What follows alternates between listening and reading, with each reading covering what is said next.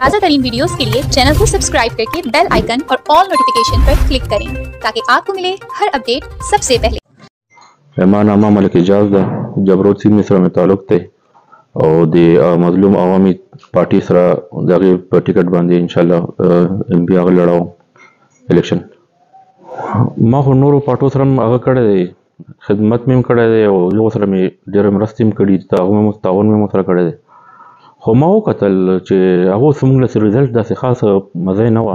هسې راشي او خپلې هغه وعدې مادې هغه چې کوم هغه رسمي هغه وکړي. زموږ یو ملګری صادق خان د په خپله پارټي جوړه کړه، نو هغه په هغه باندې ما چې هغو خدمت وکتل که نه، لکه یو خو هغې که نه په هغه ټیک ټاک کې خبرې هغې خبرې په میډیا ما ورسره لږ ټایم تېر شو، چې ټایم مې تېر شو د هغه پوره مې ما جج کړله چې سړی څنګه دی، نو هغې په مطابق باندې بیا ما د پارټي جاین کړله.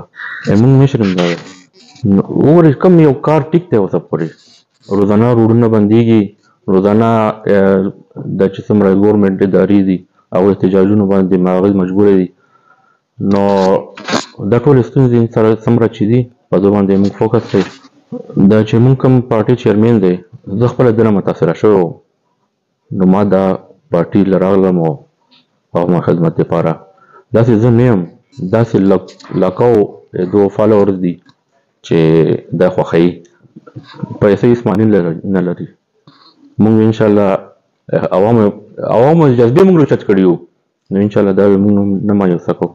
دا صرف د خیبر نه نه ولاړ، دا ټول پاکستان په هغه کې کراچۍ کې، په کویټه کې، په وزیرستان کې او په زموږ خیبر علاقې نه دا به انشاءالله الیکشن لړوي او راځي به انشاءالله. موږ سره موږ له پوره ټایم راکوي.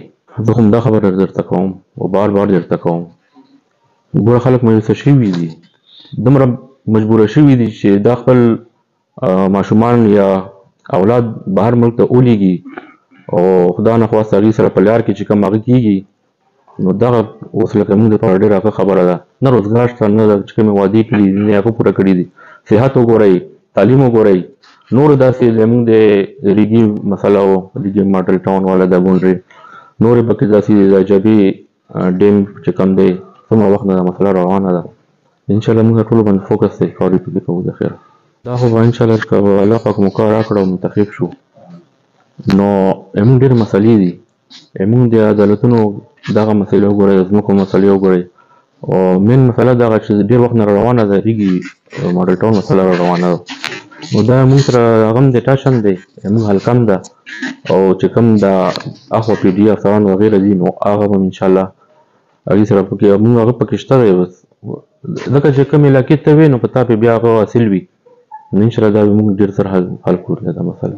چې یارې دغه د پارټیانو خو م ډېر وکتل او بس پکې مشغول هم شو، نو موږ چې دا نوې پارټي هغه کړو نو دا دې ځله به دا انشاءالله هغه کړو، خلک به نه مایوسه کوو انشاءالله. نو بس موږ کینډیډیټ پي ټي آی والا سره هغه وي نو ده سره موږ مقابله سخته وي، نور زه داسې څوک نه وینم چې مقابله وکړي.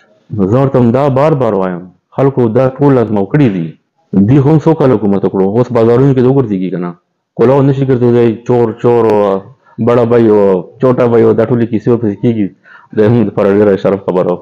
موږ خو دا پیغام دی چې دا پارټي موږ نوې ده او انشاءالله موږ تاسو سره ډېر خدمت وکړو، دومره خدمت به وکړو چې انشاءالله ټول عمر دپاره بیا عوامو ته یاد وي.